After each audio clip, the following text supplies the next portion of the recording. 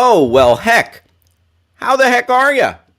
I'm Hal Rudnick, and this is the Your Pal Hal Show on Backchannel. I am so thrilled that we could have this special time together to just talk about stuff, to just air out some thoughts, to engage in a little dialogue, and really to have some fun. We're going to have some fun here today. Oh, that's for damn sure. I'm excited to have you. It is Wednesday, March 16th. Stone Cold Steve Austin today. Stone Cold Steve Austin Day. Stone Cold 316. The Texas rattlesnake. Yeah, I'm just glad to be with you. Whether you're, deep in your day. Are you deep into some work right now? Or are you just starting your day? If you're just starting your day, this is for you. Yeah, get it fired up, folks. Let's get it fired up. Boom, boom. Let's get after it. You know what? I'm going to start using that phrase more and more often because Chris Cuomo, he's gone. That used to be Chris Cuomo's catchphrase. Let's get after it. You know what? He is in arbitration trying to just siphon money out of CNN. So I might be the let's get after it guy. What do you think? What do you think about that? Is that a suitable catchphrase? Should I do it? Should I do it? Maybe. We'll see. Anyway, I want to shout out some folks who are kicking it with us today. John in California, what up? Karimas, glad to have you here. London, thank you for joining us. Melinda, so good to see you in the house. Folks, what's in store for us today? Well, let me tell you. More like what isn't in store for us today. Current events, pop culture, good times, laughs, gags, goofs, hijinks, and shenanigans. That's right. And I'll tell you what, the show is better when you're involved, okay? I'll just tell you that. That is for certain. So how do you get involved? Well, let me tell you. Let me tell you how you get involved with the Your Pal Hal program. What you do is, if you're listening on your smart device at home, you get your smart device's attention. You then use the magic word, say. And then you plop in anything you want to say after that. So, yeah, if you want to tell us what you're up to, if you want to tell us what you're snacking on, okay? Because we love snacks. We love snacks. Look at this. I'm going to eat a cashew right now. Oh, yeah. So if you want to tell us what you're snacking on, folks, I love it. There's a very snack-forward. Listen, some people are like, Hal, what the hell's your agenda? And I'm like, I got a very snack-forward agenda. Some people call this show the Snack Zone. You wouldn't be far off from that in calling us a snack zone. So get your smart device's attention, use the magic word say, and then go for it. Smart device, say, I'm snacking on pita chips and hummus. Smart device, say, I'm crushing a plate of fully loaded nachos. Or smart device, say, I'm eating a little cup of Dannon yogurt. Tremendous. All snacks welcome here. Or you can go to YouTube, chit chat with us there. This is me typing on YouTube in the comment in the chat. Or go to backchannel.tv. Chat it up. Also, leave a review. And your review can be anything. You can say, Hal talks too damn much about snacks. Or, I wish Hal would talk more about snacks. Or, Hal hits the snacks pretty good, but I feel like he's slipping on the beverage talk. And it's like, shut your mouth, because I love beverages. Got coffee on deck. And Gotta stay hydrated. Like, I drink a lot of water. I think I need to drink more water. Listen, I might have to step away to go number one during the show, but that's okay. That's okay. Gotta stay hydrated. Ah, there you go. You can leave a review. I don't want to hear Hal saying he has to go number one or any number during the show. That's TMI. And you know what? I respect that. I respect you not wanting to hear that. And if by chance I do step away, someone who is going to keep you occupied and keep the ball in the air, Producer Travis. Producer Travis. Yes. Hello. Producer Travis, hello to you. Hello to you, my friend. Andy McLean is in the house. He's saying, here's his review. And you know what? Andy, if you want to leave this review at backchannel.tv, I ain't gonna be mad at you.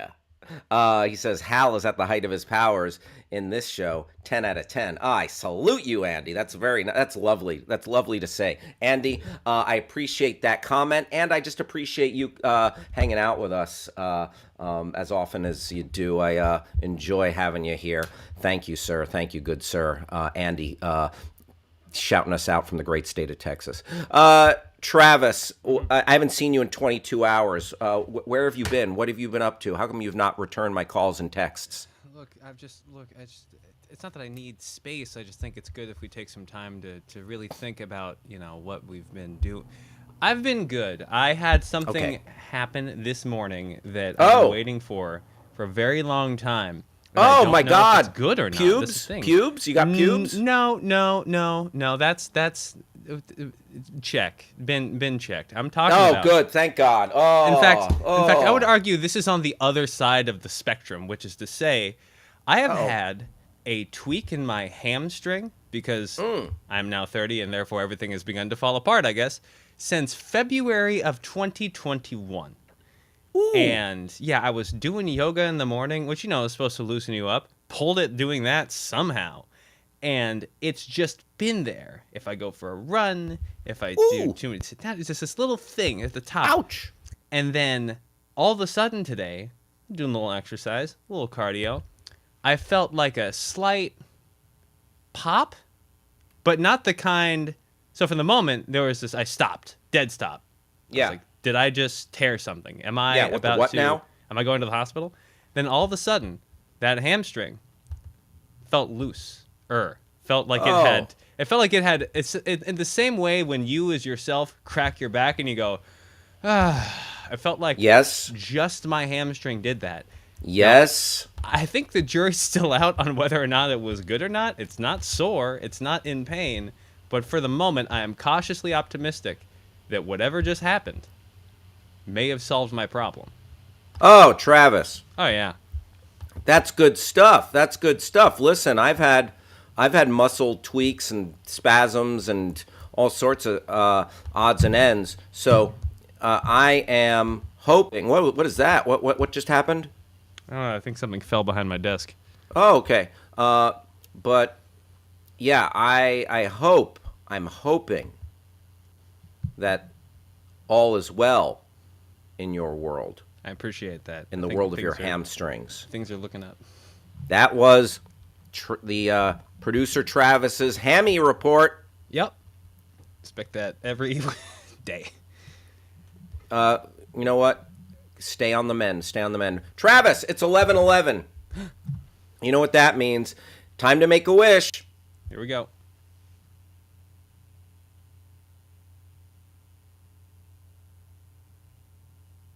Okay, I made my wish. Travis, whenever you make a wish, be it at 11:11, be on a shooting star, in a wishing well, on a birthday candle, international wish rules dictate that you cannot tell your wish to anyone, otherwise it will not come true. Travis, what did you wish for? Can't tell you that. Oh, gotta wake up early in the morning to fool producer Travis. Rob Schaefer says no one over the age of 40 likes to hear about someone who is barely 30 talk about feeling old. Sorry. Rob, I feel you, being a quadragenarian myself. But I will say, I'm just amused by it. I'm just amused. I get it. I get it. Travis, you're still, if you were an athlete, you'd still be in your prime of you're fine. You're fine. Keep stretching. Keep stretching. And, yoga, hit up some acupuncture or something. Have you ever done acupuncture? I forget if we, yeah. Yeah. I'm a recent convert. Wonders. But yeah, I hear it's just, to me, it's just amusing. Oh, relax. Yeah, because, just wait till you hit that next decade and further. And then, you got to go in for your first colonoscopy. You know what?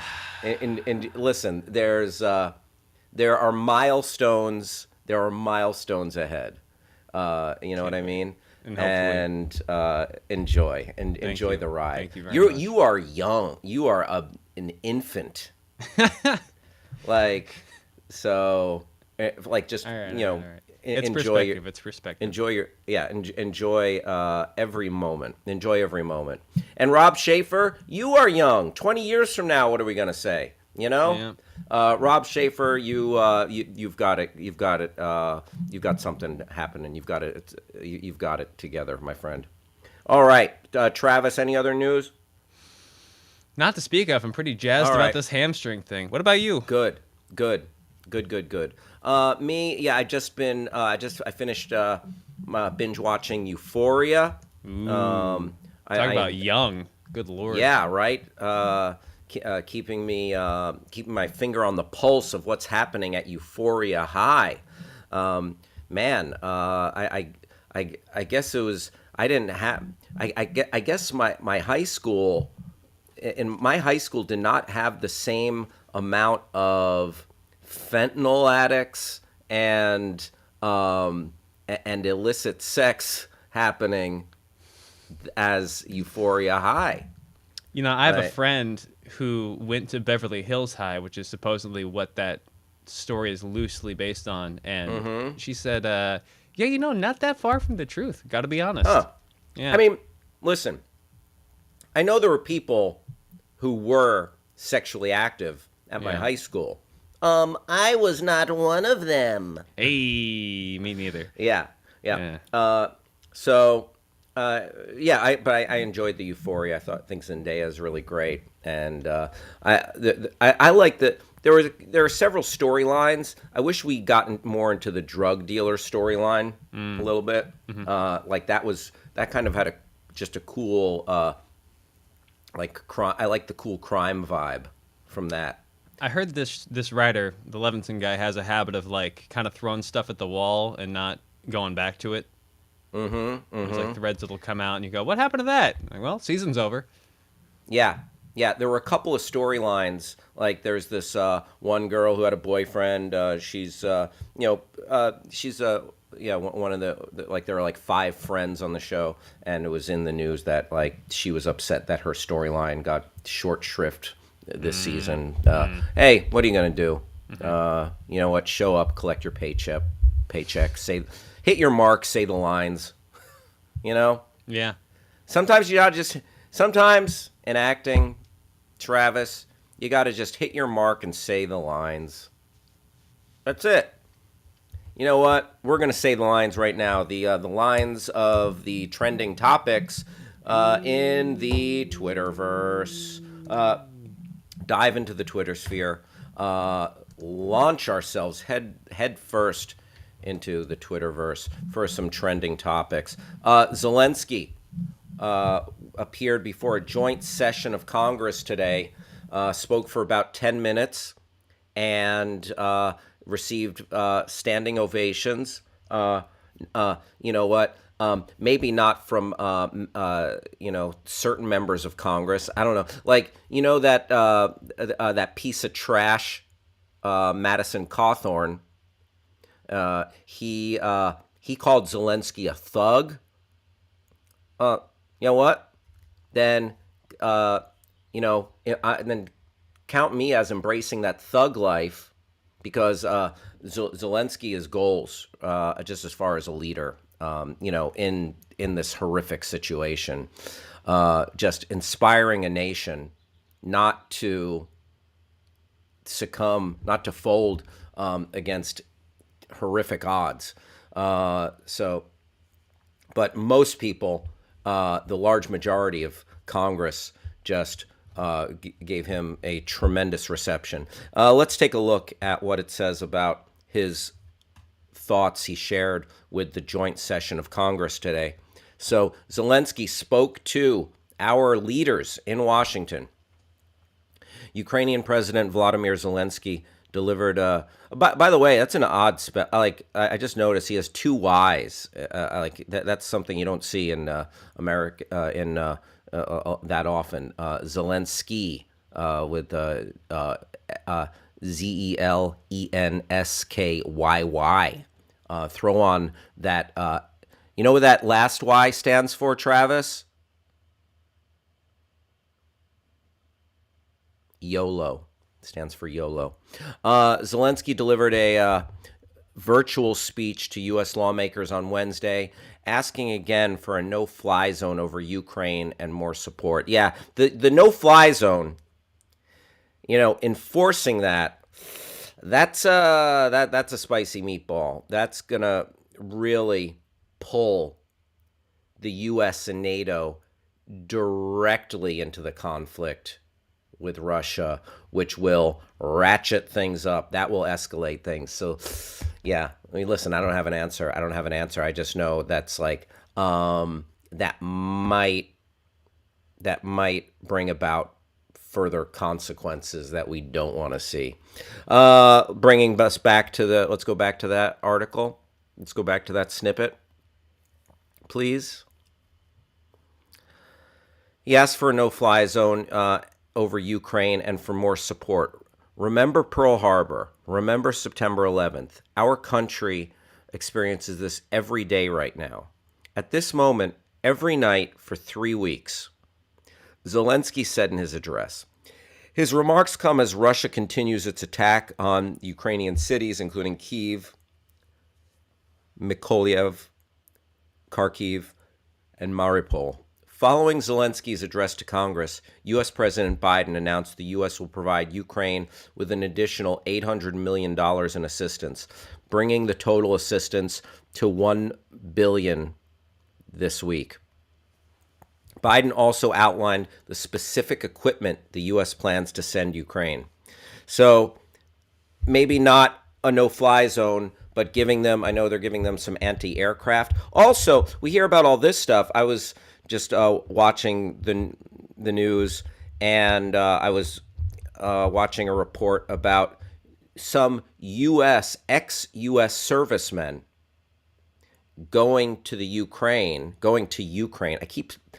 You know what? I need to have a the jar.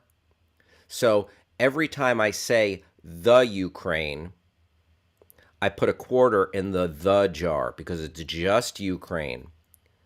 No the necessary. That's a me thing, not a you thing. I'm going to keep working on that. So anyway, I was watching this news report about servicemen going to Ukraine and training some of these civilians who have stepped in to defend their country. Stepped in, stepped up, joined the fight. And giving them a 2-week crash course.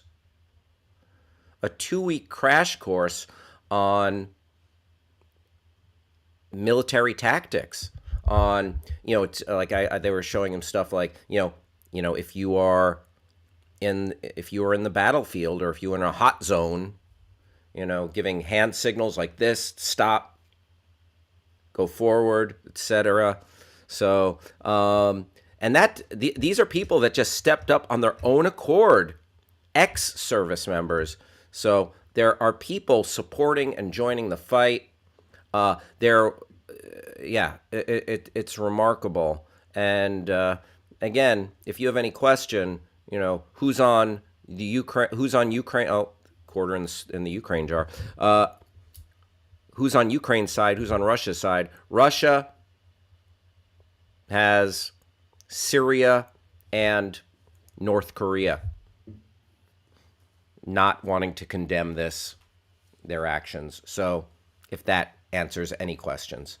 My mom is in the house, Deborah Rudnick. Great to see you. I'm in the house, looking good. Thank you, Mother. And Stacy, our friend Stacy is here. Always a pleasure to have you here, Stacy. Jimmy, shout out to Jimmy. Shout out to John. Shout out to Jimmy Johns. Coulter in the house. What up? Very nice. Very nice to have you. Sherry in Illinois joining us. Sherry, thanks for joining the Your Pal Hal show on Backchannel. And let's see what else is trending here, Travis. We have got, oh my goodness, folks. So Travis and I talk about on a daily basis that it's always some kind of day. Everything has its special day. Like, National Coffee Day, National Burrito Day, National Owl Day, National Hug a Stranger Day, National Hamburger Day. Today is no different. It's National Panda Day. Some days are more important than others. Some day, listen, pandas are adorable. Nice, listen, I'd like to pet a panda, but, as far as days go, I don't know if this is, the most imperative day I don't know. I'm a little lukewarm on National Panda Day. But let's check out the thread. There's a cute panda laying on his back, enjoying a bamboo or something. National Geographic wishing everyone a happy National Panda Day. What does that mean what does that even mean to me? Happy National Panda Day. I'm really nonplussed by this day. I mean, it's pandas are cute. Why isn't there is there a National Giraffe Day? Is there a National Koala Bear Day? It's interesting. Also, I wonder why some bears, so a panda's a bear, how come if there's a panda bear, it's got this reputation for being cute and its demeanor seems to be friendly, but a Kodiak bear, yeah, leave me out of it. I do not want to step to a polar bear. A polar bear will just turn my insides into my outsides real quick. Let's scroll through this National Panda, one of the cuter bears. Listen, all bears are pretty cute, but some bears you just don't want to. Happy National Panda Day from these two legends. There you go. You got the Kung Fu Panda, and you got Turning Red, the Red Panda. My mother, Deborah Rudnick, chiming in. Good when we visit the zoo, you can hug a panda. Oh, all right. You know what?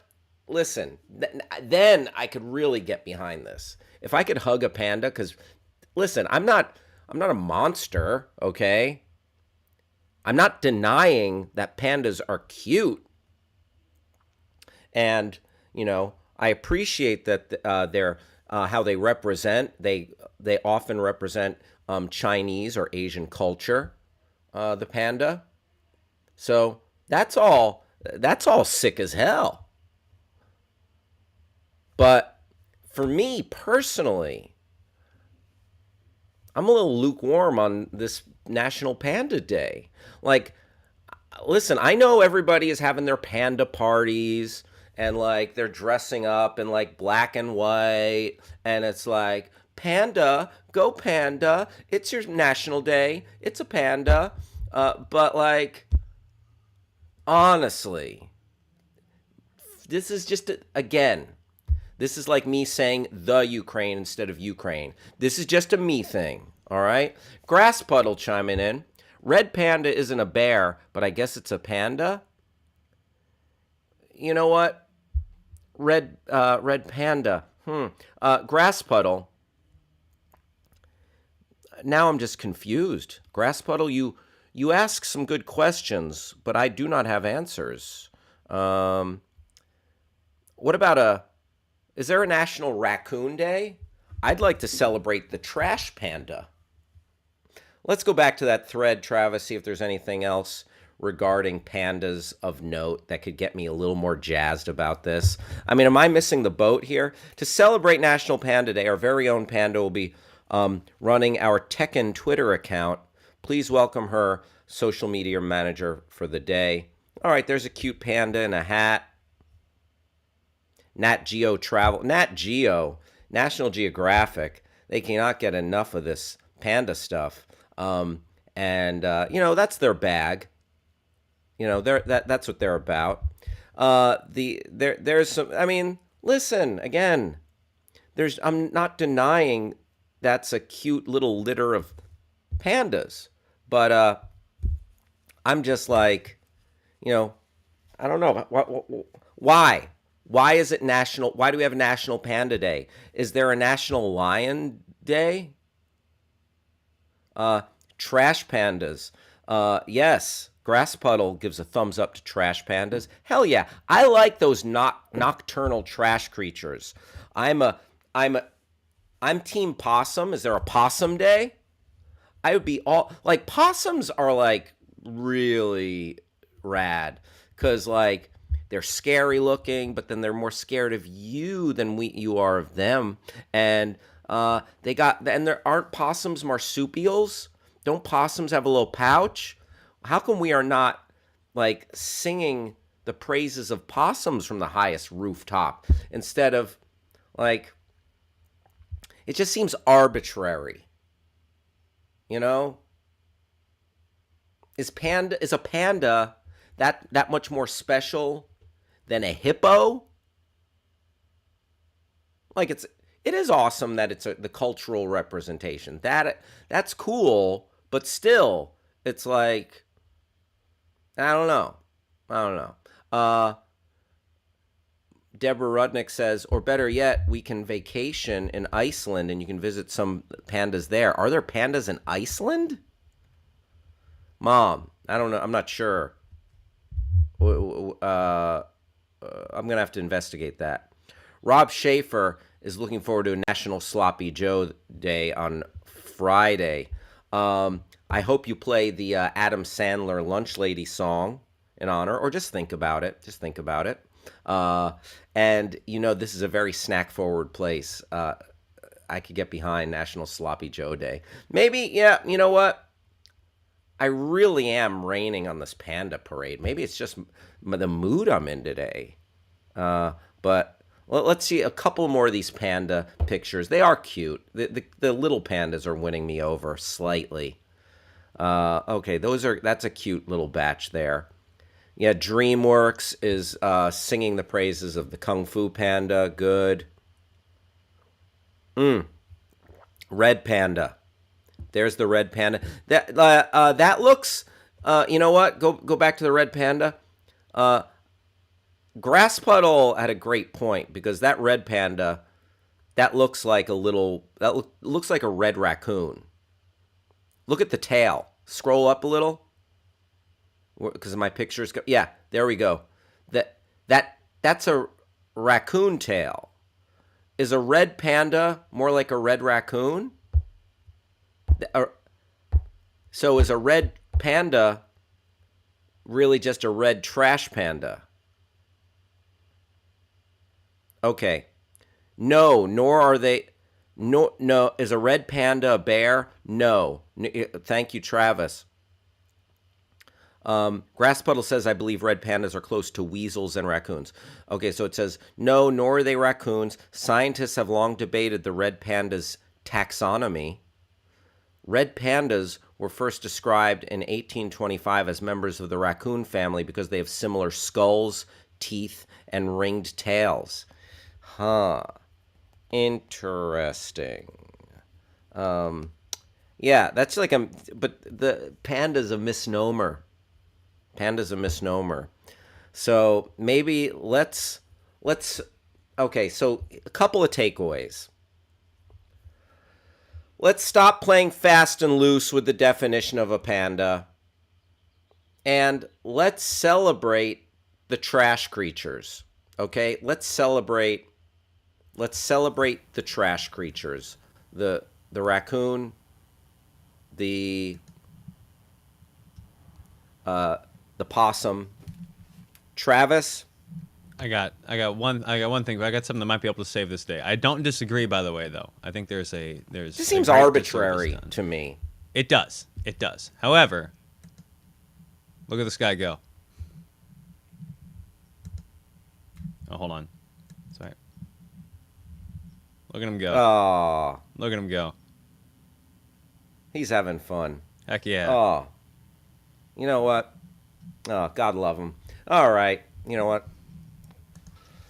Heck That's pretty adorable. That's pretty nice. They are. I think also they need it because based on their behavior, it seems like they don't do themselves any favors in terms of surviving. So they might need the They might need the leg up on the awareness because. Oh, that's true. Yeah, like also like people are always trying to get pandas to bone, right? Yeah, because they don't mate and they like falling off of trees. Yeah. So, what is like? What are the best ways? How do they get pandas to have sex? It's a great. I have no idea. How to get pandas to Mate in captivity? have sex, Travis? Okay, well, we got to be During careful. artificial insemination, male pandas have to be anesthetized and then stimulated into ejaculating with the help of an electric probe placed in their behind. Female pandas also have to be sedated. Oh my God! So yeah, pandas. Yes, Yeah, they're a little asexual. labor intensive.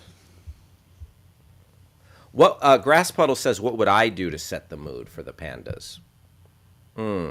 Okay, here we go.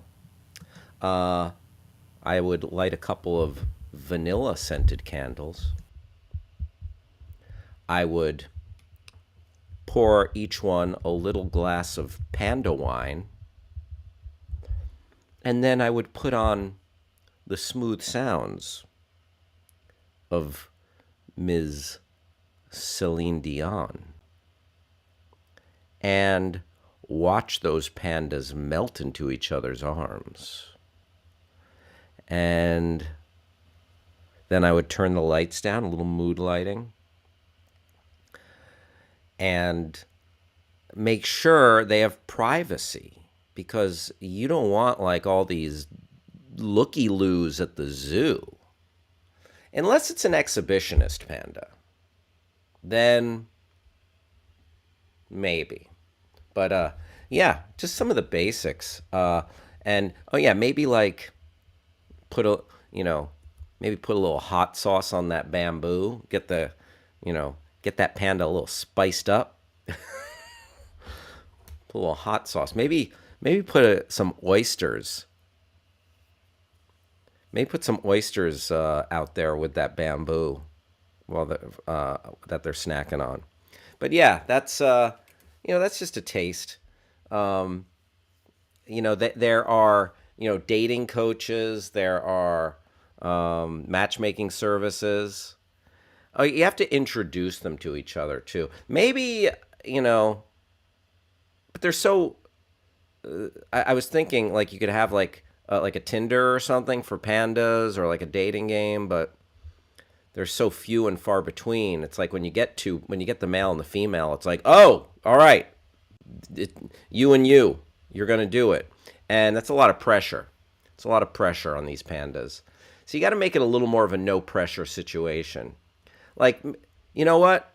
Scratch everything I said. First off, because my mom says you have to introduce them, maybe just have them meet for coffee first.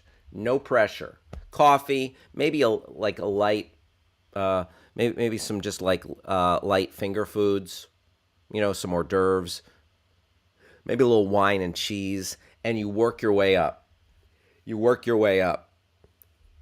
And then on that third or fourth panda date, that's when you seal the deal. TBD. Good luck to all the pandas. Happy Panda Day to everybody out there. And so, you know what? It's still not for me. Oh, my God. My mom really getting kinky. Rub them with fish oil. Then they would... So is that fish oil going to really... So if they... Are they going to want to just lick each other up and down if they're covered with that fish oil? Interesting. People also ask, why is it hard for pandas to mate? So why is it so hard to get pandas to mate? First, the female pandas only ovulate once a year. Okay, so that's a biggie. Only ovulating once a year. I think, human females ovulate once a month, if I'm not mistaken. Not only that, but the window that a male panda has to inseminate the female while she has an egg ready to go is only about 36 to 40 hours. That is a tight window. Grass Puddle says fish oil, then cattle prod. Oh boy. I mean, I guess that's a very narrow window. So good luck to all you pandas trying to get pregnant out there. Wishing you the best. Continuing on. Oh, so today's National Panda Day. Tomorrow, it's St. Patty's Day. Hey, Travis, come here. Yes. Travis, do you enjoy? Okay, so let me ask you this. Sure. I know you have your house where you live they're no stranger to the drink. Anything happening for St. Patty's Day tomorrow? Oh, no. Nothing I can speak to. We're going to have a normal, what is it going to be, Thursday? St. Patrick's Day has always been interesting for me because I've always known it as my grandma's birthday. Oh, very good. Yeah. So I'm going to be calling my grandma. Nice. Enjoy it. I will. Are you going to be blotto when you're calling your grandma? Oh, goodness, no. Okay. All right. Yeah. Let me ask you another couple of follow-ups, Travis. Sure. Do you ever enjoy a Guinness beer? No, I'm not a beer guy. Oh. Yeah. Could I get you to bend the knee to beer? A couple of beers would get me to bend the knee regardless, but no. What do you like to if you are going to go out for a little libation, what do you like to imbibe? What do you like to drink? I'm usually just like a cocktail guy. I was a big cider head for a while, and then, but I really just nothing too much, whatever it is not a lot. Sure. Stacy, by the way, did not like our sexy panda talk. She said yuck, yuck, yuck, and she was not laughing. I think she just thought it was yucky. And also, Stacy giving me a reality check here, which I often need, Stacy, and I appreciate from you. Stacy laying down the law. Talk less about pandas. Pandas don't drink coffee, and pandas don't drink wine either. Stacy, you know what? Thank you for, a much-needed reality check, because sometimes I go off to La La Land. Travis, let me also ask you this. So what about some What about a little Jameson Irish whiskey? Jameson's not good. That's if I'm gonna drink. Yeah, it's cheap and serviceable. This is the problem: is that I don't drink a lot, but when I do, I have opinions about it. So I'm just not fun at parties. Could you please repeat that? But as the Dos Equis guy, I don't drink a lot, but when I do, I have opinions about it. There you go. Nicely done, Travis. Thank you for taking the request. As if the Dos Equis guy was pretty annoying to hang out with. That's I mean, he probably still is. He probably is. Yeah, like, it's like, geez, enough. All right, I get it. Your life is interesting. My life sucks in comparison. Like, how? What a like buzz. Like, what a pain. How annoying would it be to hang out with the Dos Equis guy? Just it's like, all right, the most interesting man in the world. Fine. Yeah, I guess no one wants to hear about me hanging wallpaper in my bedroom. Ugh. My pal Andy McLean saying he loves some Blanco tequila. Nice. I can get behind that. I enjoy some tequila. I drink a little Casamigos sometimes, and my wife and I figured out a concoction that I like to mention. Over the pandemic, we started drinking kombucha Ritas, which is kombucha and tequila, and it was great. It was great. Keep that in mind. I've never been able to do the My problem is I had kombucha back in like 2007. Before I remember you told me this. I did. Yeah. So it's been ruined. No, but I did the same thing. Yeah? My first kombucha was a green, flavorless kombucha that tasted like scummy pond water. Yeah, It was garbage. Like, it made me gag. There are so many wonderful, sweet flavored kombuchas now. Gosh, so science has come along. Yeah, I mean, yeah, for sure. Debbie Butterfield in the house. Always enjoy having Travis's mom here. She's saying that Dos Equis guy is so handsome. Who cares? I mean, yeah. Listen, he's not a bad-looking septuagenarian. We got some tequila talk going on in the house. My pal Simon is in the house. What's up, Simon? Are we talking about drinking? Simon likes a screwdriver minus the OJ. Oh, straight vodka, my dude. Simon, do you have a vodka of choice? Let me know. And Grass Puddle says the clearer the tequila, the better. Raspados are good in margaritas. I try and avoid all the sugar. Right on. Yeah. Margarita is a sugary concoction. We have taco night sometimes around these parts, so we like to do it up with some with some margs here and there. The Rocks tequila, Terramana, is super good in my opinion. Very nice. Any vodka preference, Simon? Also, I've because of the war in Ukraine, I'm not drinking the amount of Russian vodka that I used to. I'm not drinking a full tumbler of Russian vodka. I'm not drinking a salad bowl full of I'm not eating a salad bowl full of caviar every day. Yeah. I stopped buying as many Russian diamonds. Good. And even though I am, I'm married. I'm a married man. Yeah. But if I wasn't married, if I was a single man right now, I would think twice. I'm not going to say never, but I would think twice about dating a leggy Russian supermodel.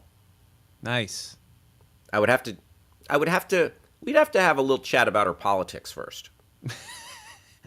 Make sure it's all on the up and up. Yeah, no, fair. That's good. You're doing your part. And your country thanks you. You know what? if you want to call me a GD patriot,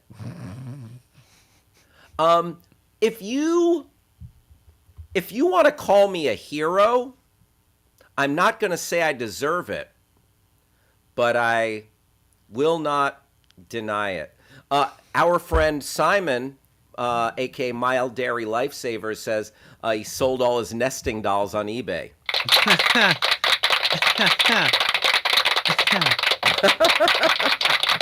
A healthy round of applause for that. Separately or individually? All together? Yeah. Yeah.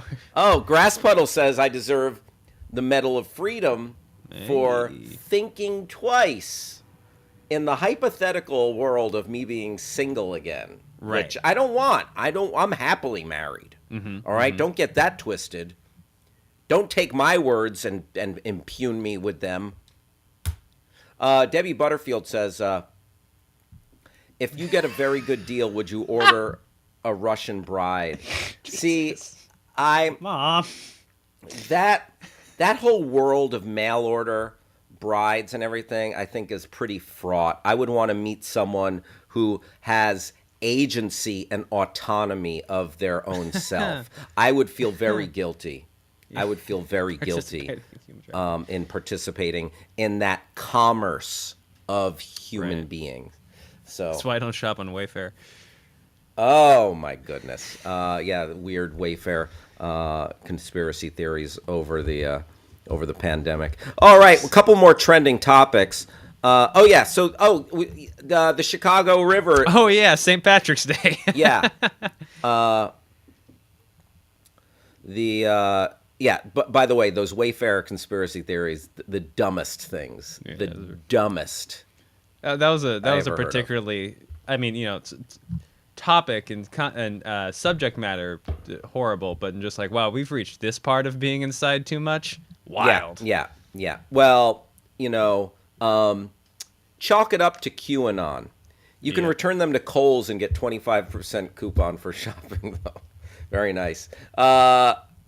So tomorrow is St. Patty's, and Chicago dyes its river green for St. Patrick's Day. But this is I saw this, and I was just asking my wife about this the other day, because she's a native Chicagoan out here in Los Angeles, and she was saying they were dyeing the river green.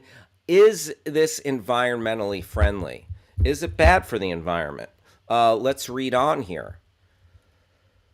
There it is, spraying that glow in the dark green into the river. Yeah.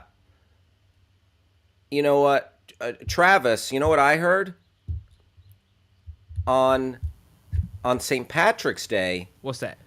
On St. Patrick's Day, all of the hospitals and the Red Cross dye all of their blood donations green.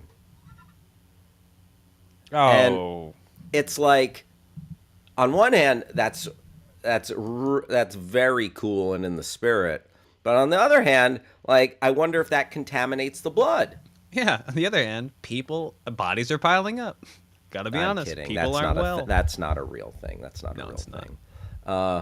Grass Puddle said, it's fine. All the pipes leaking raw sewage into the river is not fine. Oh, yeah. That's a... And Grass Puddle, he's dealt with some power plants. He knows a thing or two about that. All right. So Chicago has once again dyed its river a vibrant green. While it may be eye-catching and gets the city in a festive spirit for St. Patty's, isn't an environmental hazard? Let's read on, shall we? Turning a load of random landmarks around the world green, including the Chicago River. But just because you can, does it mean you should? Question mark?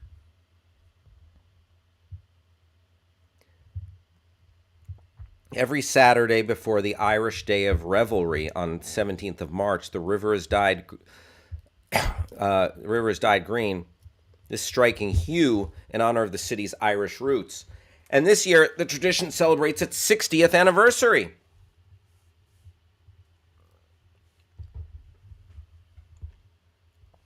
The idea of dyeing the Chicago River green actually came about because of pollution.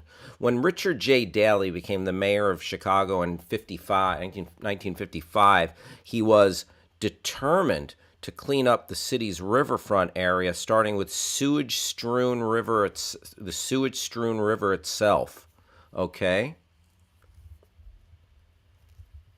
Scrolling, please. To work out where the waste was coming from, he employed local plumbers to pour an orange concoction into people's water systems.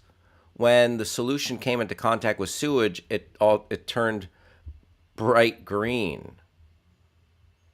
Interesting. Okay. This was the light bulb moment. In 1962, 100 pounds of the chemical was poured in, leaving it a neon shade for the entire week. The tradition has continued ever since. Okay. Oh, there you go. There you go. Fish waking up in the Chicago River on St. Patrick's Day. That's funny. For the moment, I think that's the whole thread, as far as I can see. Oh, so we don't know whether it's like it's bad for the environment or not. It must be. Like, oh, sorry, there it is. Found it.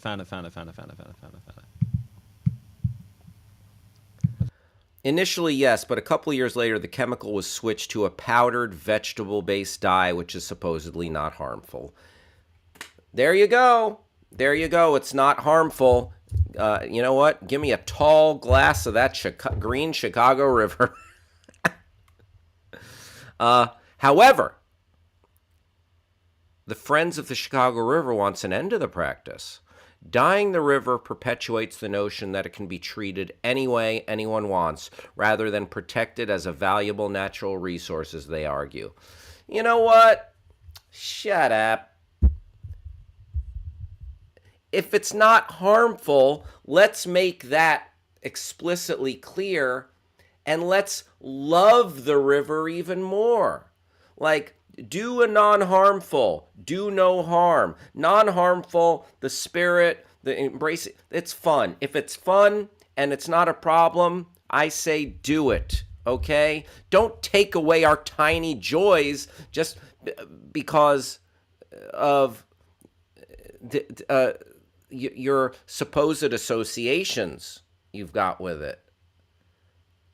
Spread the word. Spread the positive word. Bring river awareness. Love this river. And if it's not doing any harm, who cares? Gosh. You know, that's what makes people rebel against and hate a movement, when you're like so exacting that you're not allowed to do anything fun anymore. Give me you know what?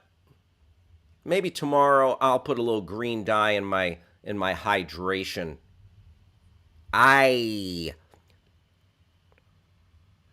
have got no problem with the Green River. Now, I do have a problem with the Green River Killer. You ever heard of the Green River Killer, Travis? No. Green River Killer. I should say, despite all this, I have a huge affinity for Irish drinking songs. Just some of the best music of all time. That's my favorite one. Oh yeah, that's a good one. Yidey-didey. Yeah, exactly. Right? Yeah. So let me make this clear, because we're getting a lot of anger in the comments. And by a lot of anger in the comments, I'm pretending that we got a lot of anger in the comments. I'm a fan of the Chicago's Green River. You know who I'm not a fan of? And I'm the opposite. I don't care for Gary Ridgway, the Green River Killer, an American serial killer convicted of 48 separate murders. Jeez. Good Lord. Oh my. You know what? Count me out. I'm not, here. Maybe it's time for your Pal Hal hot take. Okay. Put me on the record as being a fan of the Chicago tradition of dyeing the river green in a non-harmful way to the environment. Thumbs up on that. Now, also put me on the record of being anti the sick piece of work that is Gary Ridgway, the Green River Killer. Okay? Can we make that explicitly clear? Not a fan of him, or I'll tell you what, I'm not a fan of any serial killers. Do I enjoy watching true crime sometimes? Yes. Does that make me a fan of the serial killer? No. All right. So put that in your pipe and smoke it. Debbie Butterfield says, no, that's not true. Even though fake fur does not harm animals, the idea of it is still wrong. All right, Debbie Butterfield, you know what? Entitled to your... Okay, let me ask you this, Debbie Butterfield. And I appreciate it. And I know you work with animals, and I value your opinion, Debbie. How do you feel about animal prints? Like if I was wearing like a sick like leopard print, or a like a tiger stripe or some zebra, is an animal print like on a cotton shirt okay? Would love to hear your thoughts on that. And what about listen, what a hypocrite I am, because like I'm like, oh yeah, I wouldn't wear fur. I got leather belt. I got leather on my sneakers. I got a leather jacket. Travis wears leather pants and a leather vest sometimes. What? What? No, I don't. My bad. My mistake. Who are you confusing me with? Prince. Well, thank you. Simon says yes. Simon says, I was living in Ballard at the time, Hal. Seattle was being my hometown and all. I was very little. I always thought he was an axe murderer. I hadn't yet started prostitution. So it was a sad story, just, vulnerable, at-risk women preyed upon by as many serial killers. Terrible situation. My mom, Deborah Rudnick, says, I think it's going on tomorrow. Free drinks at the Irish pubs in New York City. Free drinks? No. Maybe they have drink specials, but free drinks on, I don't know if you get a free drink on St. Paddy's Day. That I'm not certain about. I wouldn't mind. Maybe tomorrow I'll listen to a little Dropkick Murphys or Flogging Molly. Anyway, have a happy and safe St. Paddy's Day. A couple more trending topics. Travis, do you hear about these warehouse strawberries? So they grew strawberries in a warehouse. What? It's a trending topic. Warehouse strawberries. This is one of the. Can you say that one more time? Warehouse strawberries. That's great, because it sounds like a question or a Shakespeare line. That's great. Warehouse strawberries. Right? Big O Music says he's going to try his first Guinness tomorrow. Whoa. Nice. Listen, I enjoy a nice Guinness. I enjoy a hearty, tasty Guinness. Travis, yes. Do me a favor. Take a look. Will you enlighten people about these warehouse strawberries for a moment? Sure. I'll be right back. As we said when I worked at the Apple Store, let's find out together. These strawberries were grown in a New Jersey warehouse, and they may revolutionize how Americans eat. Key points. Vertical farming companies Bowery Farming and Plenty are pushing beyond lettuce and traditional salad ingredients. Starting Tuesday, customers will be able to buy Bowery strawberries at a few gourmet grocers in New York City's I have heard about this on, I think it was NPR. There was a piece on, I don't know if if it was this exact company, but farmers that were exploring vertical farming, which is when you have a large warehouse area and then you have stacks of plants, essentially, in big planters. And you can grow small crops like this. Key points. The berries, which taste the same during the peak of summer and the depths of winter, are part of an ambitious effort to change how fruits and vegetables are grown and how Americans eat. That's right, because you can climate control, therefore making any season growing season. Inside of a warehouse in this factory town neighboring New York, thousands of strawberries grow in rows with bright lights. This is one of Bowery Farming's research and development centers, and these berries are destined for a second life in the big city. Starting Tuesday, customers will be able to buy the fruit less than a dozen miles away at a few gourmet grocers in New York City. They will star in dishes at some of the city's top restaurants, crafted by celebrity chefs. Rich people fruit. Bowery will sell the strawberry first time as part of a limited it's an NFT. Berries, which taste the same during the peak of summer and the depths of winter, are part. We saw that part already. Vertical farming companies have used the tech-based approach to produce lettuce and herbs. Now they're looking to strawberries and other crops to win a larger share of grocers' shelves and consumers' stomachs. At first, the berries will be pricier than the average supermarket offering, but indoor farming companies hope to expand their output and use automation to harvest the berries, which could bring prices down. Thank you, Travis. You're welcome.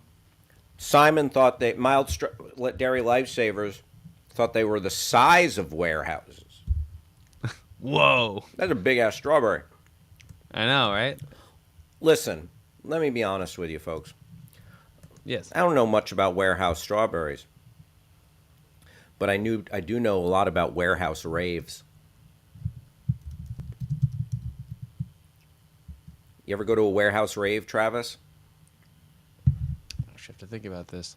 No. That's my scene. Nice. What do you think? Think those spaces would work for farming? No, because you got too many kids high on recreational drugs. Yeah. Darn. Well, I mean, you have to clear them out. You're gonna have I mean, you got to get rid of the kids in the Junko jeans and the platform shoes. I wondered where they all went. Yeah, no, they're at the warehouse raves. Oh, so wow. You got to get rid of the kids and then maybe, but then you got I don't know how much those I don't know how much those strawberries are gonna like hearing that dubstep drop. This is gonna be the most hype fruit. You're definitely gonna have some hyped up fruit.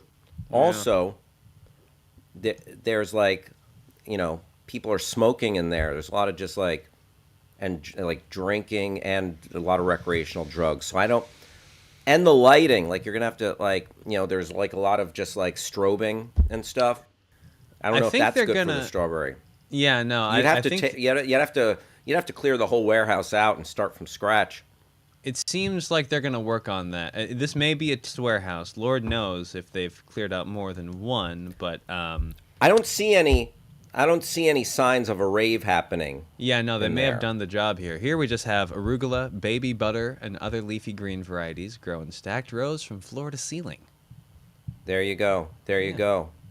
Well, but in all seriousness, hopefully that could help. A world that needs more food, a hungry world.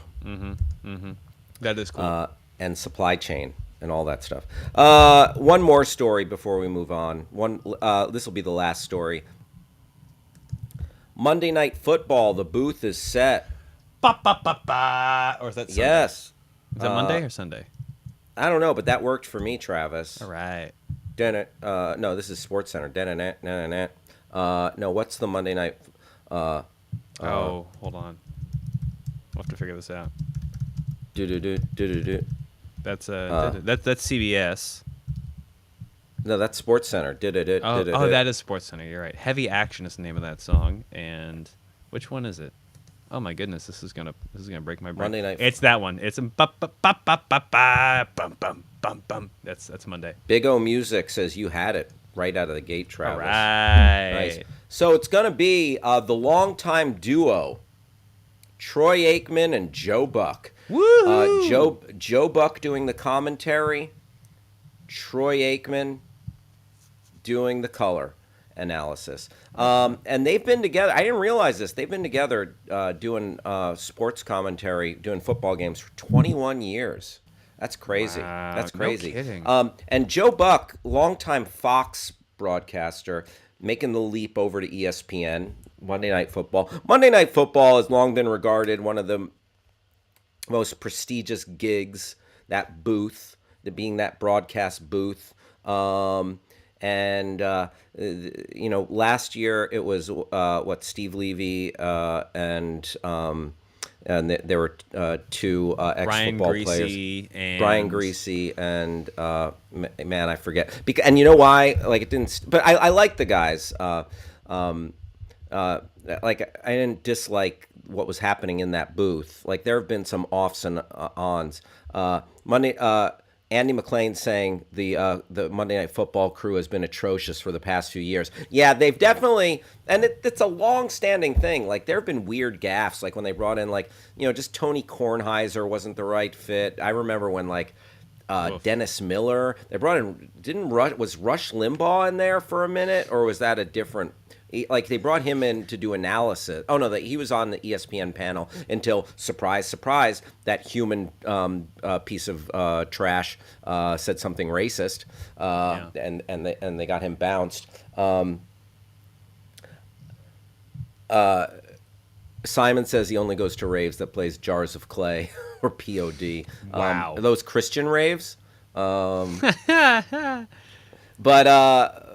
yeah, it's been like varying degrees of success for Monday Night Football. But I'll tell you what, I mean, I like Joe Buck and Troy Aikman well enough. I think that I think that's a solid combo. But here's the thing. You know what's like really superseded like all the other broadcasts? The Manning cast. Travis, you ever watched that Manning cast? Yeah, in fact, the Monday Night Football broadcast last year was so underwhelming, like you said, not terrible, just not great, that I watched the Manning cast as rough as it was. So this is going to be interesting to see if they continue to put those head to head. As rough as what was? The Manning cast? Yeah. No, the roughness was part of its charm. I agree. Like the Manning cast was like great as is. Like I think just a little bit of a little bit of commentary and then a lot of just like loose fun. Yeah, Andy McClain with me. Manning cast was great.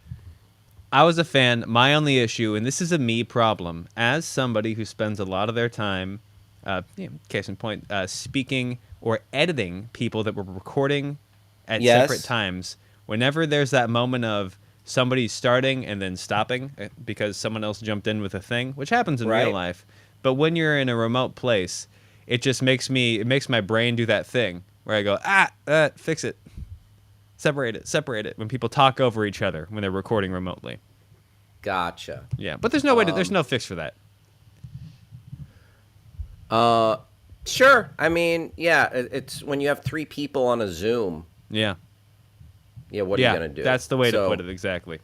Yeah. So I feel you. I have that, you and I have that issue talking right now. Right now, right, talking. Just talking. Yeah, just talking. Yeah, just talking. But I'm a fan of bringing those guys over. That's a good team. They've been together for 21 years, and that's like one of the longest standing crews. You Pat Summerall and John Madden, legendary duo. So we're approaching the that record of longevity. So in 2022, Buck and Aikman will match the legendary broadcasting duo of Pat Summerall and John Madden with their 21st season together. Mazel tov, gentlemen, mazel tov. And but that Manning cast, woo-wee, that was fun. Oh, Simon chiming in. Louis Riddick. Louis Riddick is the other gentleman. And listen, him and Brian Greasy provided solid analysis. I've seen I've watched Louis Riddick on some of the ESPN NFL shows, and yeah, I didn't hate that trio of guys. Although that's a lot of mouths to feed in the booth. I like a 2-man booth. I'm a purist. I like steak. I like a nice cold beer, and I like a 2-man booth. So there you go. Grass Puddle. You know what? Grass Puddle coming in with a solid tact to take there, saying I usually watch my games on mute, and excuse me. I do, especially when I want to. It's nice to have a game on, and then get some work done. So muting a game, I don't mind. I'm not hating on that. Big O Music wondering if Joe Buck will be staying on Fox MLB playoffs. Going to feel weird without him. Yeah, Joe Buck and his father, Jack Buck, classic baseball broadcaster. So it would be a little weird without Joe Buck, the voice of MLB playoffs. So TBD. We'll see. Yeah, we'll see if they were able to compartmentalize that deal. If he was able to do ESPN football, but still do Fox baseball, or what's going to happen. All right, those are our trending topics. And Grass Puddle says if you eliminate the center channel on a 5.1, you also eliminate all the commentators. Most conversations are on the center. All right. There you go. I'm not. That is a pro tip. What does that mean exactly? I think I misunderstood. So 5.1 is surround sound, meaning you have one subwoofer and then 5 channels of audio. You have your center, you have your right and your left, and you have your behind right and left, creating a surround image. The commentary, which he's saying, is coming through the center channel, meaning the speaker facing directly at you. So if you mute that feed or unplug that speaker or whatever, you're going to miss the commentary, but still get the rest of the surround audio. The sounds of the game. Wow. Yeah. Travis and Grass Puddle, y'all just schooled me. Thank you. That's great. Love that tip. Thank you for that lesson in the sound. Very cool. I appreciate that. Yeah, Travis is cracking an egg of knowledge right all over my head right now. Well put, Andy McLean. I like it. So anytime you see a point number, that's the number of speakers, and then the number after the decimal is the number of subwoofers. So 5.1, 5.2, 7.1, 2.1. Damn! Mm-hmm. Travis, thank you for all that. That's some, you know what? Learned something today. I learned something for the first time in a long time. Thank you, Travis and Grass Puddle. So it is 12:15 here on the West Coast, taking you up till 1 o'clock when we will be followed by The Drive with Mario Smith, and a very enjoyable show that you should absolutely stick around to check out. We're taking you up till 4 o'clock on the East Coast, taking you up till 3 o'clock in Omaha, Nebraska, the home of our friend Rob Schaefer, taking you up till 9 p.m. in London, England. Simon, Mild Dairy Lifesavers chimes in. Back when they had Booger McFarlane, then last year the telecast is like a dead moth. Yeah, I mean, not great. There have been some hits. There have been some misses. Every day on the Your Pal Hal Show, we do a deep dive into a Twitter account or a trending topic. And Travis, I got another letter. Sorry. Yeah, Travis gave out my address. Now I got went down the grocery store, and every single brand I saw, I sent them your address.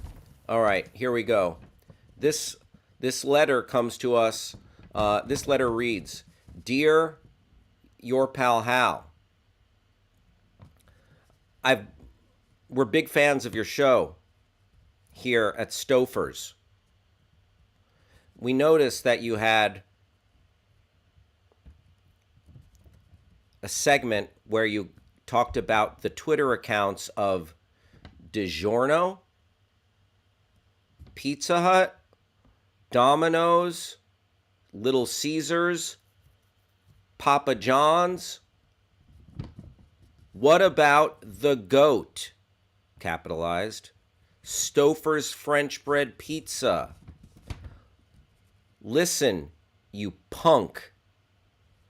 Either you do a deep dive into our Twitter account, otherwise you better sleep with one eye open." What? Your family not safe. Huh? Your friends in mortal danger. Huh? Your pets might not even be safe.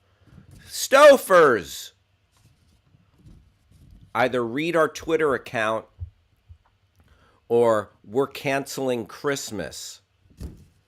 I've seen enough gangster movies to know that means that they would kill me.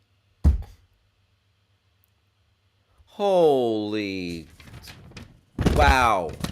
So some people would say, "Hal, take this letter to the police." You know what?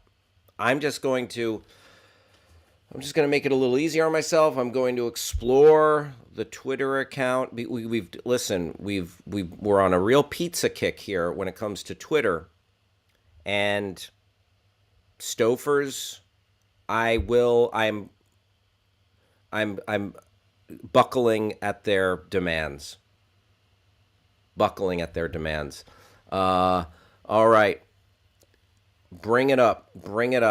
There it is, Stouffer's. So it's not just pizza. They make a lot of stuff. But I did grow up eating some of those French bread pizzas. Anyone here ever have one of those Stouffer's French bread pizzas? Jenny's in the house, by the way. I want to give a shout out to Jenny. Also, before we get into all this, we got Martha in Florida. What up? Greg in Missouri. Hello. Good to see you again, Greg. Dina in Jersey. Veronica in Jersey. You know I'm a Jersey boy from way back. What? Stella in North Carolina, to quote a streetcar named Desire. Stella! Karamus, London, Melinda. Really enjoy all the folks hanging out with us. Thank you. Milo in Oregon in the house. Milo, quick question for you. How's Otis? Come on, that's a Milo and Otis joke. Milo, great to have you here.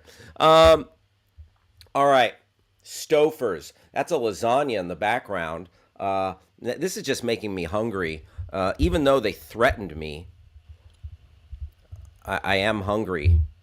Stouffer's, based out of Cleveland, Ohio, I guess. I didn't know that. Stouffer's makes you hungry. Stouffer's makes you happy full. So they're trying to coin a word here. We've seen that before, Travis. Like Funville or something. I don't know. Like some of these Twitter accounts, they're really going hard trying to coin a term. Remember Reese's U? Oh gosh. Right?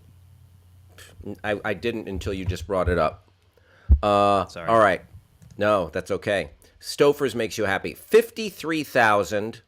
That's actually more than I expected from Stouffer's. 53,000 followers. 53,500 followers. All right. Let's dive in here. Let's see what some of these tweets are. What's the craziest thing you've ever added to your mac and cheese? Don't be shy. Sadness, probably. Loneliness. I mean, that's like a prerequisite to like eating Stouffer's mac and cheese as a meal. Being kind of sad and lonely. Would I bring the room down? Stofers and blank go best together. We saw this before, Travis. I would say whiskey. What else? Stofers and whiskey go best together. Stofers and room temperature water go best together. Any thoughts? Let us know in the chat. Stofers, just a reminder, there are 99 days until summer, which means you have 99 more days until mac and cheese grilling season. That's a little bit of a roundabout. Like, you can grill in spring. So, yeah, just saying. All right. So far we're a little basic as far as this Twitter feed goes. Travis, let's see a couple more of these bad boys. Friendships like this. Okay, wow, Stofers sent me so many goodies. Can't wait to layer up my sweatshirt this cold front tonight. Man, I want some Stofers swag. Excuse me. Hope they don't kick in the pizza rolls. I wouldn't mind. I wouldn't mind some pizza rolls either. But yeah, how do I get that swag? Damn. Oh, a Stouffer spatula? Sick. This letter they sent to Vicky is way nicer than the one they sent you. Not gonna lie. Oh no, let's read this letter to Vicky because mine was full of threats. They told me they were canceling Christmas and they were hurting my friends and family and my dogs. Vicky, or should we say at Stouffer's Breivik, thank you for being such a dedicated fan. We've loved our interactions with you over Twitter and wanted to send some cute merch. Can't wait for many more years of being Twitter besties. Live, laugh, lasagna. Your Stouffer's fam. That's wow. So there's a real double standard there. Stouffer's was going to send. So Vicky, they send merch. Me, they send goons after my loved ones.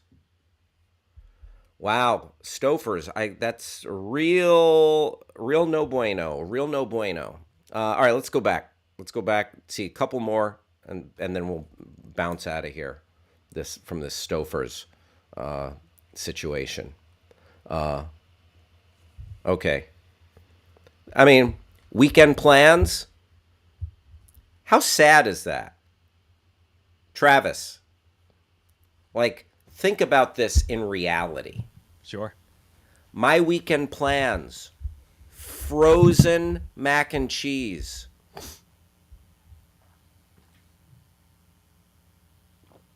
Pretty sad. Not gonna lie. Not great. I've had one of my roommates has gotten really excited to make mac and cheese from scratch over the weekend. That'll be his whole Saturday will be making that, but to just really get hype for look, that doesn't look good either. It's really if I was drunk, I would house that. Sure. If I was high and drunk, that would be good. But that's look, here are my weekend plans. Handful of almonds. Now sometimes that is my weekend plans. Not gonna lie. Handful of almonds. I would do that. Yeah, it's not great. Stouffer's, settle. I'm not telling them to settle. I'm saying that should be their slogan. Stouffer's, settle. But here's the thing: if you're out there balling on a budget, maybe that is So I gotta respect and remember that not everyone has access to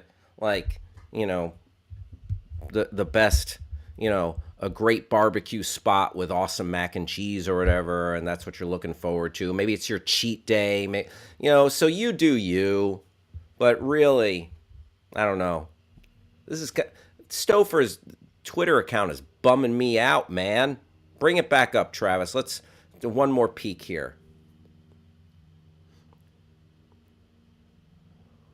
Who volunteers to make us a mac and cheese emoji? We will love you forever. I mean, you hire someone, Stouffer's. You're a major, you're a business. What are your top comfort foods? List them. What did people list, Travis? Click on that, please. Pizza, mac and cheese, mashed potatoes, corn, and fried chicken. Yum. What else? Mac and cheese. All right. Okay, so this is funny. I think this is really interesting to me. Someone is just replying pizza, comma, mac and cheese, and then Stouffer's is like trying to drill down by saying, "Oh yeah, but what if you can only pick one of those?" Yeah. Like, what are you after here? What kind of information are you trying to get? Mac and cheese, mashed potatoes and gravy, hamburgers and fries, Salisbury steak. Yo, the Stouffer's fan base needs to expand their palate. Salisbury steak. Is that anyone's first choice? Bruh, that is rough. Like, when I think about Salisbury steak, I just think about like the cafeteria steak, right? Yeah, it's like slathered in that kind of off-putting gravy with like the mushroom base, and it's just Count me out. Yeah, out. Have either of you heard of biscuits and gravy pizza? I was just made aware of it several weeks ago. I'm not sure where I stand. Oh boy. I mean, I love some biscuits and gravy. I love gravy on turkey. But biscuits and gravy pizza. What the heck? I don't know about that. You know what? You found it? Yeah, not gonna lie. Not gonna lie. Bring it up. Doesn't look that bad. Let's see if photographic evidence. Oh my God, what is this? Sausage and gravy breakfast pizza.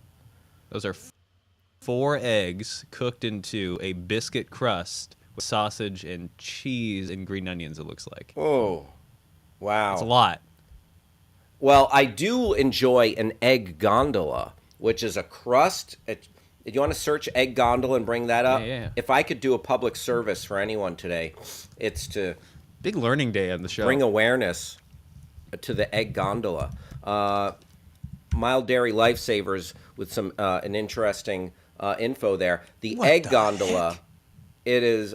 I've had like 3 or 4 of these, 4 or 5 in my life, and I think about them often. Bring up like that first one on the end, just the very first one, the plainest one. Yes, there we go.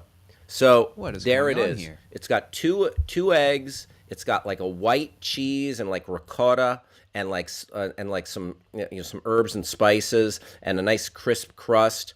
Oh gosh! And then like you break the yolk and it's in there. Oh my goodness! It is like wonderful. The egg gondola pizza is so good. And it's shaped like a gondola, like in Venice, Italy. So yes to the egg gondola. It's pretty epic, and you can get it with different toppings. Throw up one with toppings. Let's see one with toppings there, Travis. I don't think it needs the toppings. The egg gondola, like I will row my way through the canals of Venice on gladly. I will row my way through the canals of Flavortown on an egg gondola. Oh yeah, see, there's one with all sorts of. It looks like there's like. What is that, sausage or and peppers and mushrooms. There you go, baby. There you go. Delish. Ooh, boy. Greg says he's never had that before. Henry in Indiana, welcome to the Your Pal Hal show right here on Backchannel. Great to have you. Greg, what's your favorite pizza topping? Let us know. You know what? It's 12:31 right here on the West Coast in the home office, Los Angeles, California. And that was our Twitter deep dive. Stofers, I hope that appeases you and you do not come after my family. Because if you want a war, I'll give you a damn war, Stofers.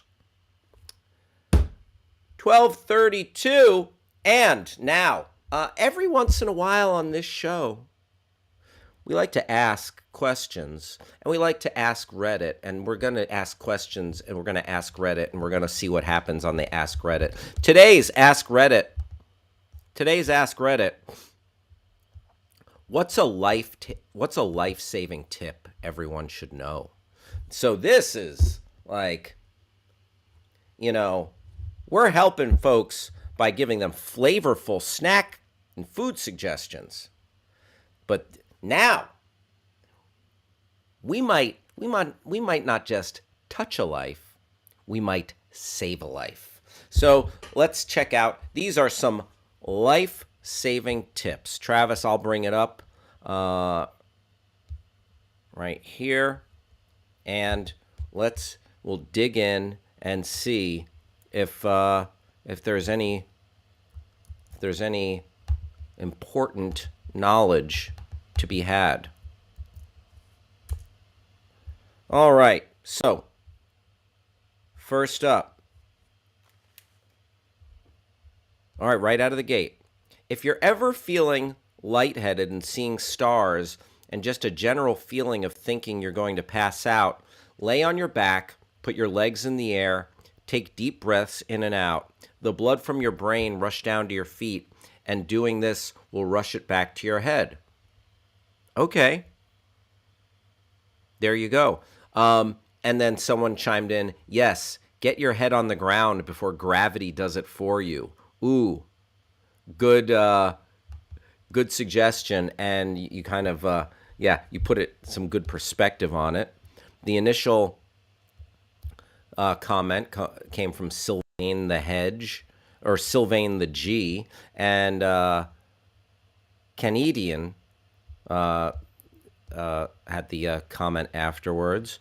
If anyone sees me doing this in the hospital after I get my blood drawn, mind your business. I'm just vibing.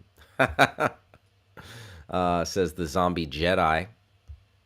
Okay, here's another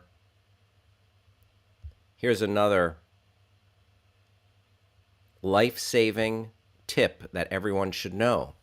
You should have a fire extinguisher in your home. You won't need it until you really do. 25 years ago, my dad saved our house from burning down, and maybe our lives, because we had a fire extinguisher, and when I moved out on my own, he insisted I get one, which I've hauled around for years, thinking I'd probably never need it. Last weekend, an electrical fire started in my building, and I was the only one with an extinguisher. The fire department got there quickly, so I probably didn't save any lives, but I was able to keep it under control until they arrived. But buy one, know exactly where it is, and cut the safety tag off of it, so now you don't have to find something to cut it with in an emergency. You never know. That's just some good advice. That's just some good advice. We got a life-saving tip from Mild Dairy Lifesavers in the chat. Don't bang at Crystal Lake. You're welcome. You know what? That is potential life-saving advice from our friend Mild Dairy Lifesavers, because if you engage in intercourse at Camp Crystal Lake, Jason Voorhees is going to get you. I mean, that's just factual science. There's too much empirical evidence for you to go getting sexy all willy-nilly at Camp Crystal Lake. So thank you for that, Mild Dairy Lifesavers. Andy McLean, big time agree. Few summers back, I almost set the backyard ablaze when one of my tiki torches went up in flames down to the grass. Had to run in and grab the extinguisher. Super close call. Andy McLean, glad you're okay, and good man. Glad you had that on hand. That's kind of scary. Jason Voorhees. I'd agree, Simon. Jason Voorhees is like the Michael Jordan of machete wielding. Yeah, he really is. Jason Voorhees, like, I mean, although no, yeah, Michael Myers uses a kitchen knife. He's what he's most famous for. And Jason Voorhees has killed people with a lot of different things. But yeah, he's the Michael Jordan of machete wielding. I got to agree with you on that. All right, more of these tips, life-saving tips. This is big. Pressure on the wound is more important than covering it. Ice can also stem blood flow. Very nice. God forbid anyone needs this, but it's there if you do. Pressure on the wound more important than covering it. Ice can also stem blood flow. And a follow-up. Also, not removing any bandage for a while, as it can destroy any clot that was forming. All right, just leave it. Don't try to ice wounds. Blood needs to be body temperature to properly form clots. Okay. Good to know. Good to know. So, you know what? I'm going to step out on that part. I'm going to step away on that part. But pressure and leave the bandage on. As far as icing, we have two different. So, the Your Pal Hal show has no, it takes no side here. I'm just reading these comments. Someone else says, I experienced this with a person that happened to be very drunk and fell over on the dance floor, hitting some broken glass. Ouch. Cut a vein or something. Blood was pouring like a leaky faucet. Was a crowd of 10 people or so, but no one reacted. Figured, what the hell? Keeping this up seems less healthy than touching it, and put my hand on it, which made it stop. Well, good job for you. Good, nicely done. Nicely done. Stepping in. Sometimes, you know what? Sometimes we need a hero. Greg is asking, what's on my shirt? Oh, first off, Greg, pepperoni, mushroom, and peppers. Nice. I like where you're coming from there. I'm a pepperoni guy. I'm a simple man with simple tastes. I got Major League Baseball all-time hits leader Pete Rose, Charlie Hustle on my shirt. Shout out to Melodic Asp in Massachusetts. Michelle in Florida, thanks for being here. Thank you for kicking it with the Your Pal Hal show. Mild Dairy Lifesaver says, cauterize the wound with a razor sharp hunting knife that you leave in a campfire. Thank you for that, Rambo. Thank you for that. That's from the Rambo School of Medicine. All right. God forbid anyone finds himself in this situation. When caught in a stampede, as soon as you get knocked down, your chances decrease significantly. If this is the case, however, and you can't get up immediately, assume a protective posture with your feet tucked up and your hands covering your head. Try to position your face in the direction the crowd is moving so you don't get kicked, and try to get back on your feet ASAP. Oh boy. And then someone chimes in, I was caught in a stampede of deer one winter night, and they all ran around me like a river around a rock. I have no idea how or why. I didn't even know what was happening until it was too late. They came from behind me and were moving so fast. All of a sudden, all I heard was hooves and grunts. I bent my elbows, tucked my head down into them. I could feel the wind coming from their passing bodies hit me from both sides, and all I heard was hooves and their breath. It was one of the craziest things I've ever experienced. As soon as it was over and I knew I was okay, I had a huge rush of adrenaline and was like, holy crap, that was awesome. It's interesting that I instinctively followed the advice you have given here. Cool beans. Yeah, I mean, that's a kind of a classic protective posture, you know? So There you go. We are asking Reddit right now. We're reading this Ask Reddit thread of life-saving tips. Life-saving tips everyone should know. Let's see, one or two more of these. If you are alone and start choking, you can use the back of a chair or sofa to perform the Heimlich maneuver on yourself. Source, had to do it to myself when I was about 15. Wow, wow, wow. So, yeah, throw yourself down to, hopefully pop something out of the old gullet if you're choking.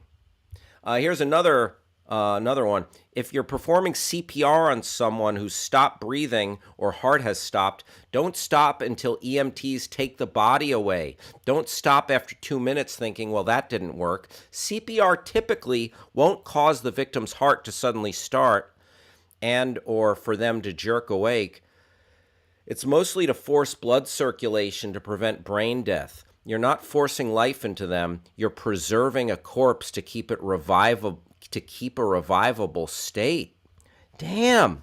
Keep doing that CPR. Wild.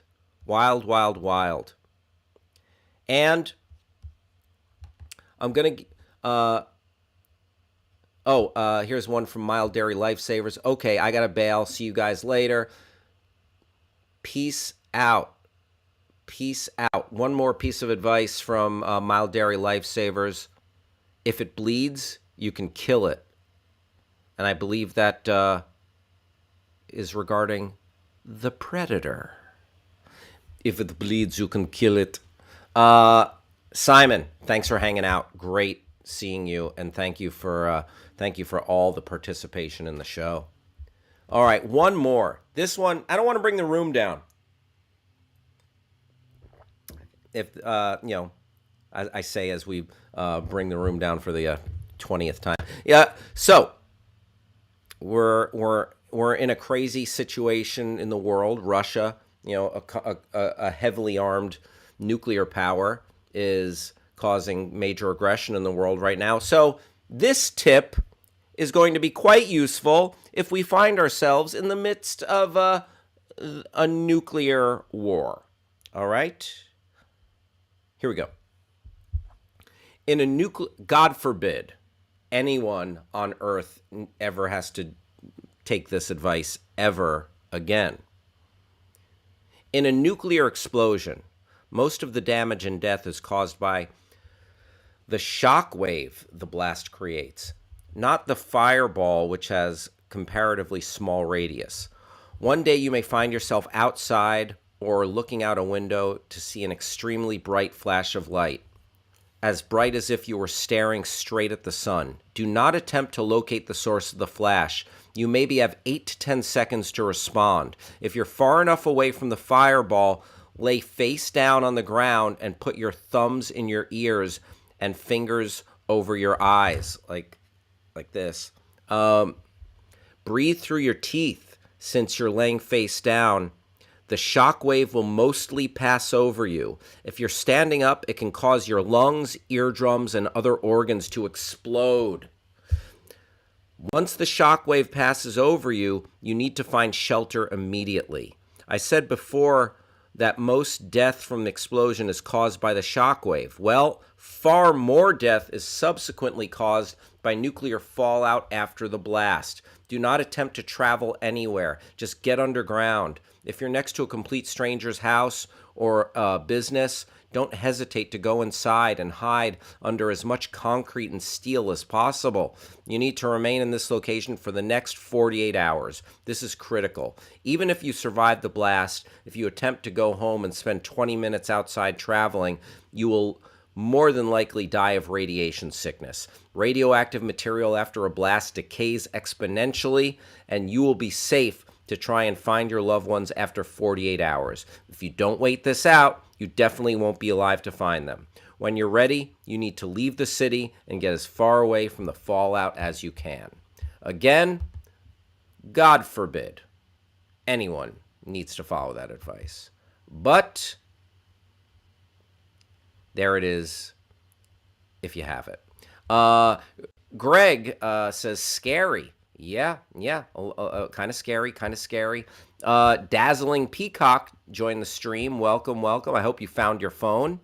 Uh, and Greg says, responding to my T-shirt, his favorite baseball player is Derek Jeter. Derek Jeter, Hall of Famer, great New York Yankee.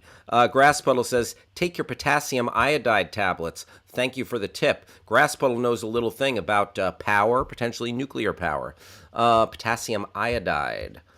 And I guess there's been a run on that kind of stuff, especially in Europe. So let's stay safe, everybody. Stay safe. Those were a few tidbits from Ask Reddit. Ask Reddit. Life-saving tips that everyone should know. All right. Shifting gears from here are a few more tips that everyone should know in the form of Airbnbs to avoid. Yesterday, we were going through our worst Airbnb reviews. Travis, would it be possible to bring back our Airbnbs and we can read a couple more of those? Man, what if I said no? All right, then I would find it on my own. We were on number 3 or 4, yes, I think. Yep, we hit number 3. So now let's jump to number 4. Ooh, this is local. Yeah, this is local. Not too. How far are you from Long Beach, Travis? About a half hour. There you go. I used to host a murder mystery dinner theater on a boat in Long Beach. That's awesome. There you go. Yeah, not bad. It was you know what? Not I've had worse jobs. It was enjoyable. My one and only Airbnb stay was a nice condo in Long Beach, California, right on the beach. Once I got home, the host tried to charge me $7,000 for damages that were 100% false. They claimed I broke their refrigerator, TV, and internet, spilled oil on their couch, and stole their bathroom rugs. Who would steal a bathroom rug? Gross. They also claimed I did drugs in their apartment. Best part, I never met the host. Their housekeeper is the one that let me in. When Airbnb requested photos, they didn't send any. Imagine that.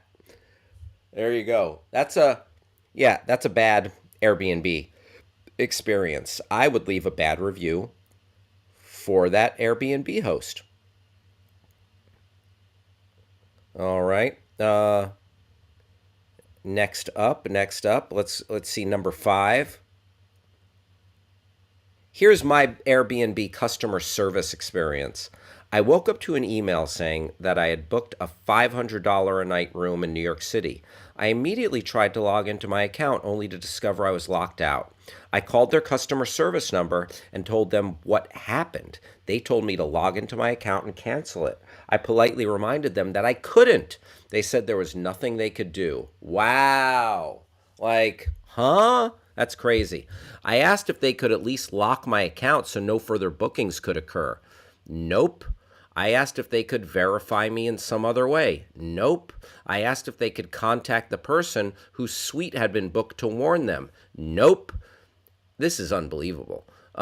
They said all they could do was send it to the investigation team by email, so they would respond in the next few days. No amount of my pleading or logic would get me any further. Frustrated, I hung up and immediately notified my credit card company, who were awesome. Then I had an idea. I wondered if the token on my app was still active despite the password change. Sure enough, the app on my phone loaded and logged me in. I immediately contacted the suite owner and told him what happened. He graciously canceled the booking and thanked me for letting him know. I then changed my password, removed my credit card, and reverted all other info that had been changed. So a happy ending for me, but the kicker is I never heard back from Airbnb. If I had followed their advice, I probably would have a $10,000 credit card bill by now. Eventually, I canceled my Airbnb account completely after tiring of waiting for a response. Caveat emptor. Yes, beware, buyer beware. crazy. That's wild. All right, let's one more Airbnb nightmare. Be careful out there. Spring break, spring vacation, summer vacations right around the corner. Be careful out there. Guest has a one-night booking. She booked approximately 1 week ago for a Saturday stay. She calls me Saturday morning wanting to cancel. I ask why. She says it's raining and doesn't want to drive in the rain. I reply, that's not a valid reason to cancel, but I will allow it minus 15% of the base rate. She would be on the hook for any fees. She decides to come anyway. Great. Fast forward to checkout. She calls 2 hours past checkout in a panic. Someone in her, if you'd scroll up, please. Someone in her group lost her ticket and birth certificate. Things she needs to get on her cruise. My cleaner is at the apartment turning over the unit. So no biggie. Guest heads over to look for her items. She makes my cleaner go through 5 full bags of garbage to find this envelope. Nowhere to be found. She wants to check the other units she's cleaning. Units the guest never entered. Guest calls again in a panic and says, I think your cleaner took the birth certificate. I tell her my cleaner saves things like random shoestrings, lost socks, pamphlets for conventions, brochures, half-used deodorant, things I wish she'd throw away. There's no way she took it. She loves working for me. It allowed her to start her own business and has 3 people working for her. A year ago, she was schlepping her infant around with her as she cleaned. Now she's a boss, moving up to a middle class. Guest says she doesn't speak American good. She's probably illegal or something like that. Jeez. Me. She's a legal resident of the USA. Oh, this is just like, a racist, bad Airbnb guest. I mean, just a bummer. Then she asked, can you come search her? No, I have absolutely no reason to doubt her or anything she says. Perhaps your kid left those documents at home, which seems more likely than my cleaner stealing documents. Where'd your kid last see these documents? At home, but how do you know she isn't trying to sell her birth certificate on the black market? Wow. You know what? Long story short, it goes on and on. People can be dumb and racist and dumb. Bottom line, folks, don't be a dumb racist. There you go. Those were some Airbnb nightmares. And now it's time for the final segment of the show. Rejected segments. And this rejected segment, Travis thought it would be a little too negative, but so we didn't do it. I agreed with him. It was, again, reading from our book, Insults and Comeback, just 10 minutes of insults. 10 minutes of insults. Oh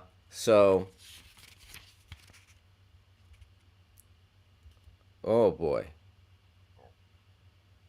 So here you go. Do you have to work that hard to be a jerk, or does it come naturally? Ooh. You used to be arrogant and obnoxious. Now you're the opposite. Obnoxious and arrogant. Oh. You're not yourself today. I noticed the improvement immediately. Ooh.